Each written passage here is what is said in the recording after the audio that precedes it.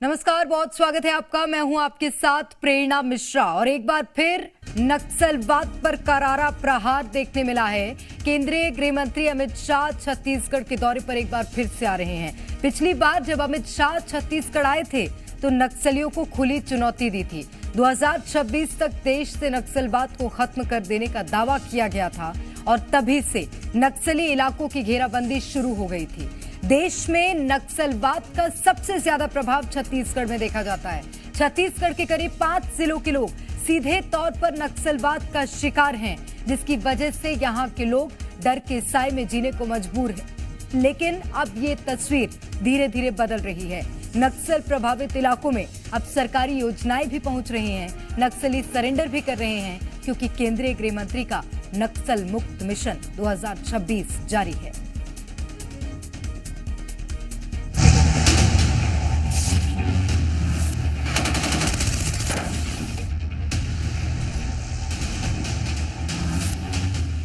देश को 2026 मार्च तक पूर्णतया नक्सल समस्या से मुक्त कर पाएंगे।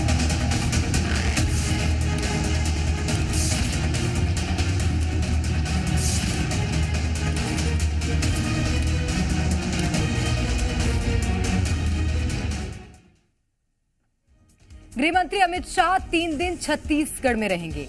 आज रात करीब 11 बजे राजधानी रायपुर पहुंचेंगे। इस दौरान उनके कई कार्यक्रम हैं जिसमें वो शामिल होंगे। सियासी गलियारे में इस बात की चर्चा है कि केंद्रीय गृह मंत्री बस्तर के खूंखार नक्सली इलाके में भी जाएंगे। नक्सलवाद के खात्मे के लिए केंद्रीय गृह मंत्री अमित शाह का ये दौरा काफी अहम माना जा रहा है।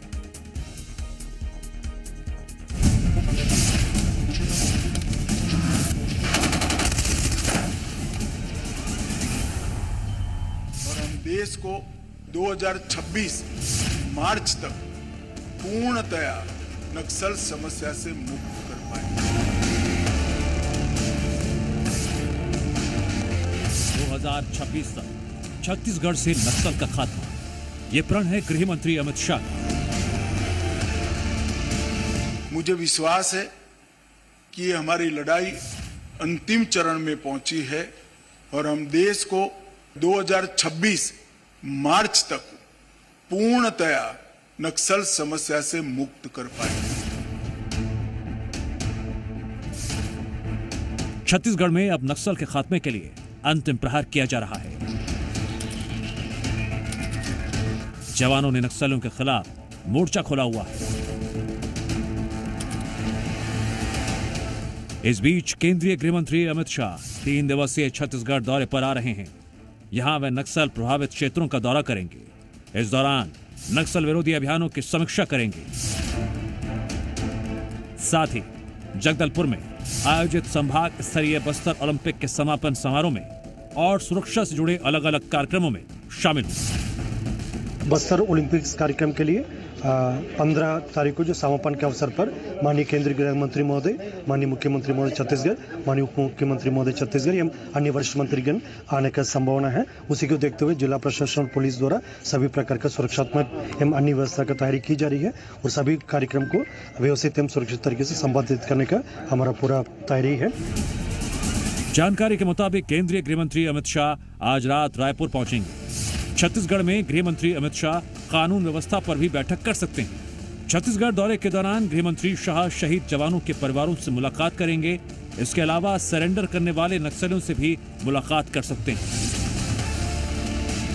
छत्तीसगढ़ में नक्सल के खात्मे के लिए तेजी से एक्शन लिया जा रहा है। केंद्रीय गृह मंत्री अमित शाह नक्सल प्रभावित क्षेत्रों का दौरा करेंगे और नक्सल विरोधी अभियानों की समीक्षा करेंगे।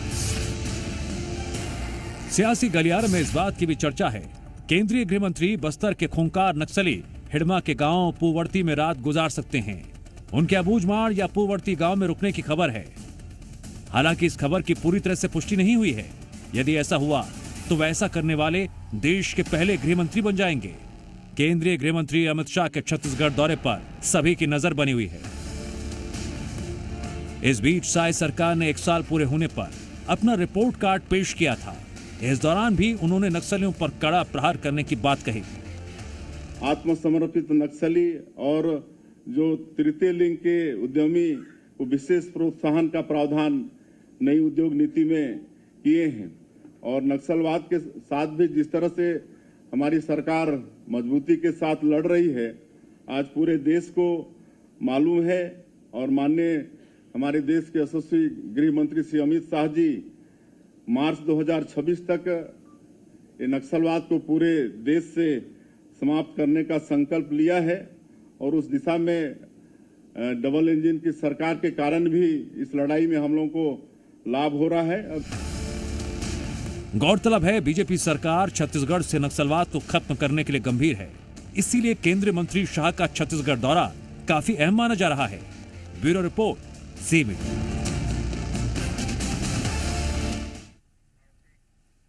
तो आज रात छत्तीसगढ़ पहुंचेंगे केंद्रीय गृह मंत्री अमित शाह और उसको लेकर तैयारियां पूरी कर ली गई हैं। करेंगे चर्चा। हमारे साथ आरके विज, पूर्व डीजी पुलिस विभाग के होंगे इस चर्चा में, और रूपेश गुप्ता हमारे एसोसिएट एडिटर बस्तर से सीधे हमारे साथ जुड़ गए हैं। सर, आपका स्वागत करती हूं।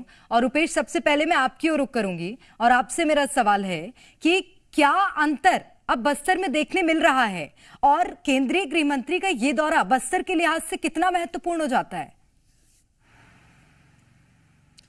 देखिए, केंद्रीय गृह मंत्री बस्तर के दौरे पर रहेंगे और उनका जो मिनट टू मिनट कार्यक्रम आया है उससे ये साफ तौर से लगता है कि एक तरफ वो जो जवान हैं उनकी हौसला अफजाई करेंगे, जो स्ट्रैटेजी है, जो टारगेट लेकर के केंद्र सरकार ने चला है कि 2026 तक पूरी तरह से नक्सलवाद का खात्मा किया जाएगा, उसको लेकर के रणनीतियों को किस तरह से अंजाम दिया जा रहा है, किस तरह से ऑपरेशन चलाए जा रहे हैं, उसकी समीक्षा बैठक करेंगे।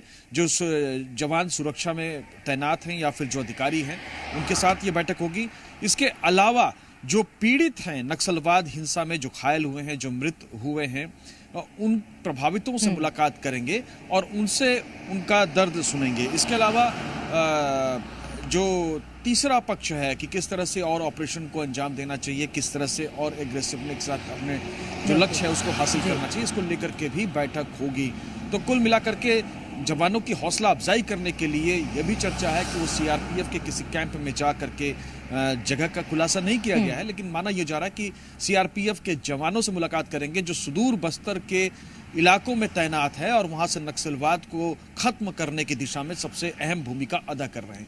निश्चित रूप से। और रूपेश, मैं लौट रही हूँ आपके पास, और कल ये और ज्यादा स्पष्ट हो पाएगा कि क्या रणनीति के साथ इस बार केंद्रीय गृह मंत्री छत्तीसगढ़ पहुंच रहे हैं, क्योंकि बीती रणनीति ने इतना महत्वपूर्ण काम किया था कि अभी तक छत्तीसगढ़ के इतिहास में मुझे लगता है सबसे बड़ा नक्सल विरोधी अभियान जवानों ने चलाया जब 31 नक्सलियों को ढेर किया था। मैं आ रही हूँ आपके पास रूपेश। आरके विज जी हमारे साथ जुड़े हुए, पूर्व डीजी हैं पुलिस विभाग में। आरके विज जी, मुझे लगता है कि आप को मैं अगर अनुभवी कहूं तो वो गलत नहीं होगा, क्योंकि आपने भी कई नक्सलियों के खिलाफ जब पुलिस प्रशासन की ओर से अभियान चलाए जा रहे थे उसमें हिस्सा लिया है।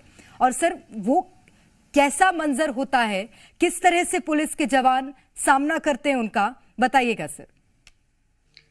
देखिए, पुलिस के जो ऑपरेशंस रहते हैं वो वेल प्लान्ड ऑपरेशन रहते हैं। सबसे पहले महत्वपूर्ण ये रहता है कि इंटेलिजेंस कैसी है, जो सूचना मिली है वो किस प्रकार की है। देखिए, एक जमाना था जब तकनीक की कमी थी, तो जो सूचना मिलती है वो किसी व्यक्ति के माध्यम से मिलती है, फोन या वायरलेस किसी और माध्यम से मिलती है, उसके लिए व्यक्ति को ट्रेवल करना पड़ता है। तो जो टाइम लैग होता था इंटेलिजेंस का वो ज्यादा होता था कुछ साल पहले। अभी हमारे पास ड्रोन्स हैं और दूसरे साधन हैं, टेक्निकल साधन है, जिसकी वजह से जो इंटेलिजेंस है वो जल्दी मिलती है। तो जब इंटेलिजेंस जल्दी मिलती है तो आपका एक्शन भी जल्दी होता है।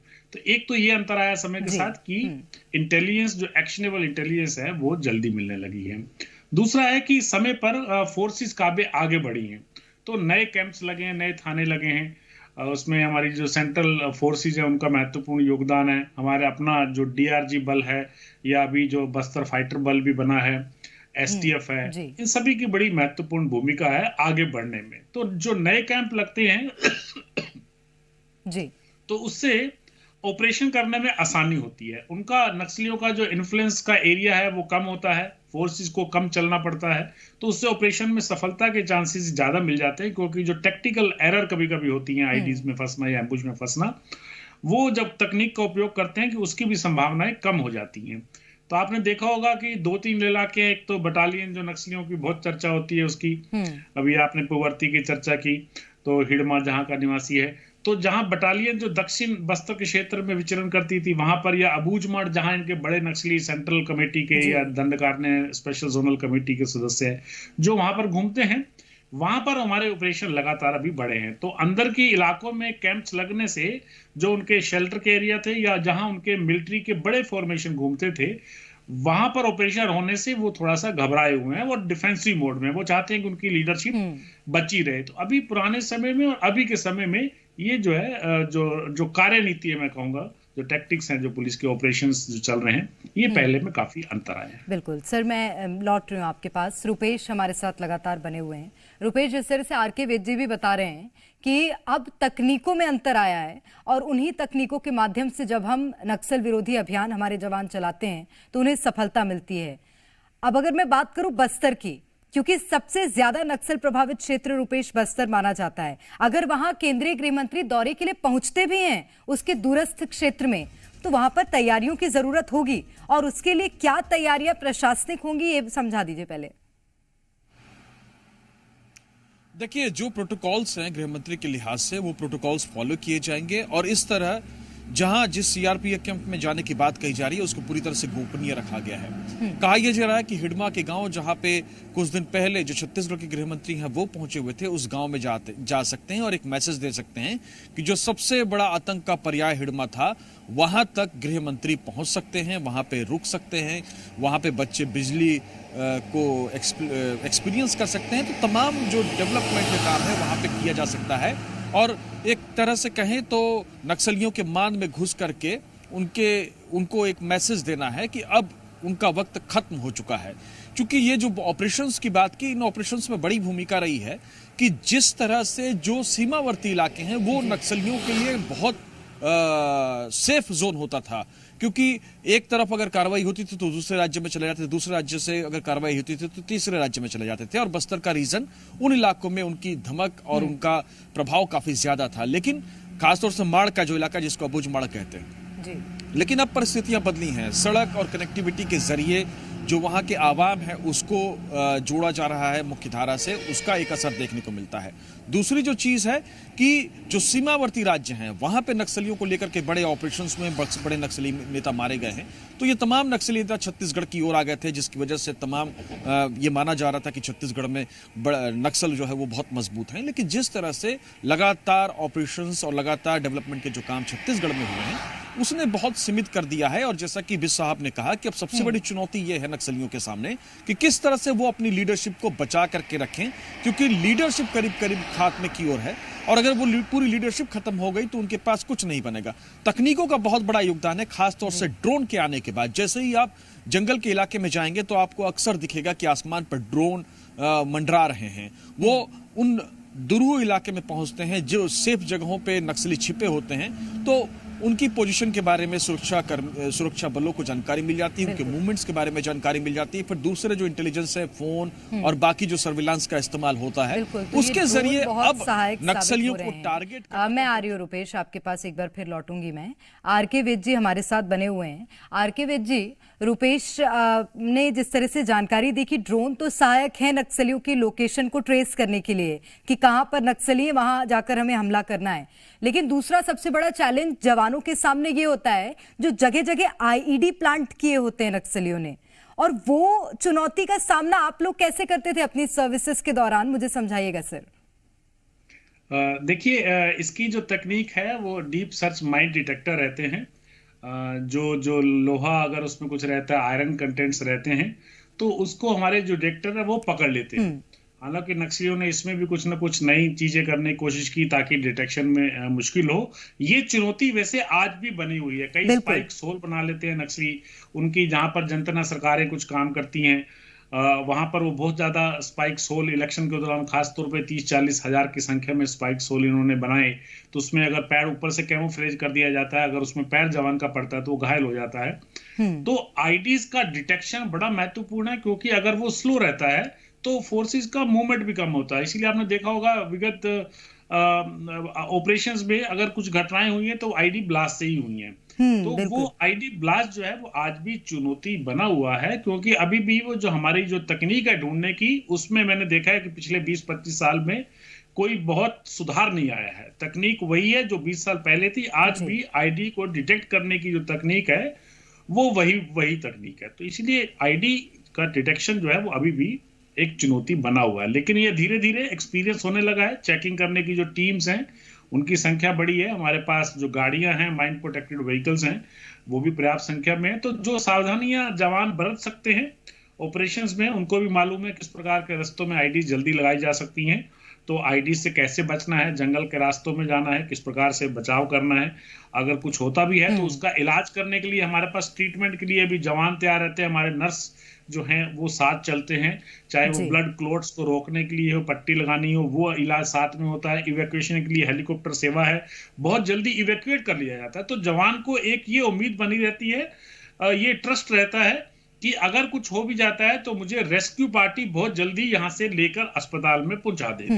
तो एक ये लाभ जो मेडिकल सुविधाएं भी थोड़ी, जब बस्तर में भी हॉस्पिटल बना है, यहाँ तो है ही हेलीकॉप्टर से लाने की सुविधा। तो ये पिछले 10-15 साल में मैंने देखा है कि जो रेस्क्यू ऑपरेशंस है उसमें काफी सुधार हुआ है। अच्छा आरके विज जी, एक और सवाल है मेरा। कई बार देखा जाता है कि जवान नक्सली स्मारक ध्वस्त कर देते हैं, नक्सलियों की कोई अगर चीजें मिलती हैं उसे ध्वस्त की जाती हैं।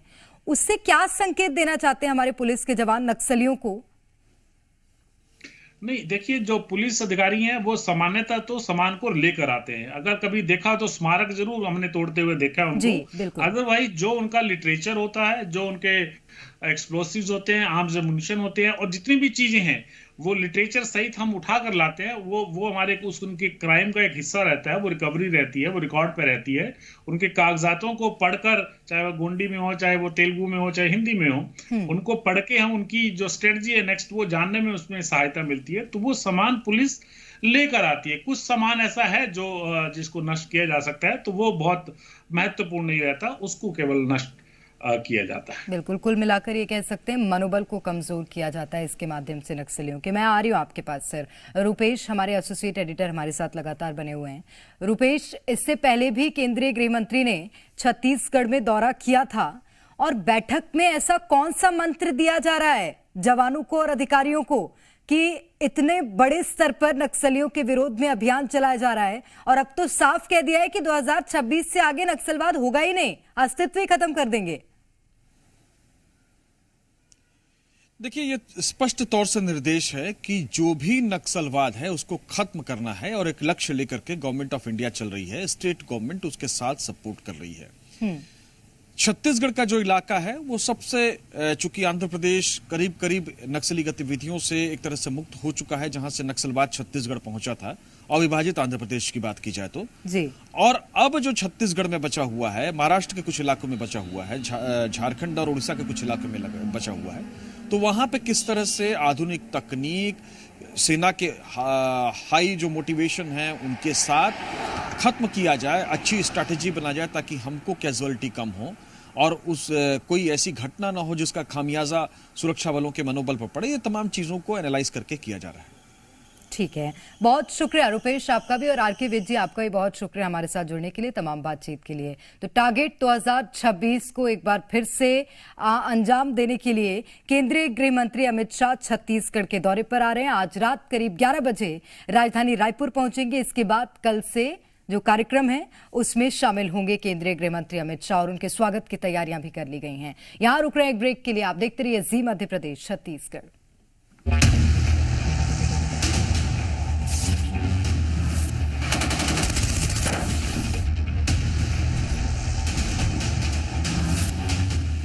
देश को 2026 मार्च तक पूर्णतया नक्सल समस्या से मुक्त कर पाएंगे।